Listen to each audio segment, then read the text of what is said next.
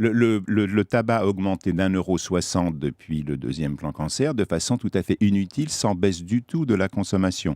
Alors que la même augmentation d'1,50 € avec un Jacques Chirac qui dit « je déclare la guerre au tabac » et qui augmente d'un coup est efficace. Une augmentation de 20 et 30 centimes est totalement inefficace. Ça a été prouvé à 8 reprises. Et les augmentations récentes sont des décisions des cigarettiers.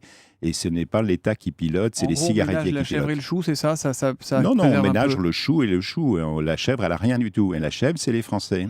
Ça dit, quand on augmente trop le prix du tabac, ce qui se passe, c'est que le tabac de contrebande se vend beaucoup mieux. Est-ce que c'est marginal ou C'est c'est très encore pire marginal. pour la santé, je crois, hein? Je Non, parle non, sous le votre tabac contrôle. de contrebande n'est pas plus mauvais. Le vrai tabac biologique tue autant que le tabac de contrebande avec des pattes de mouche. Brûler une patte de mouche, c'est pas plus mauvais que de brûler du tabac.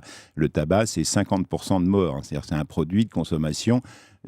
Quand on regarde les chiffres, c'est aberrant d'ailleurs que ce produit soit consommé. Il est consommé uniquement parce que les fumeurs sont dépendants au tabac, sont accrochés et n'arrivent pas à s'en défaire. Et le business de l'industrie du tabac, c'est de rendre les gens dépendants, de leur faire perdre leur liberté. Il n'y a pas de liberté de fumer, c'est un esclavage de fumer. Et dire que le tabac de contrebande serait un problème pire que le mal, c'est un contre-feu allumé par l'industrie du tabac, C'est ça? un contre-feu allumé par l'industrie. Et l'essentiel du tabac qui est acheté hors buraliste, en fait, est acheté en Belgique par des gens qui habitent de l'autre côté de la rue, qui traversent la rue pour acheter ça à côté. Donc, on a les vraies contrebandes, c'est 4-5% du tabac.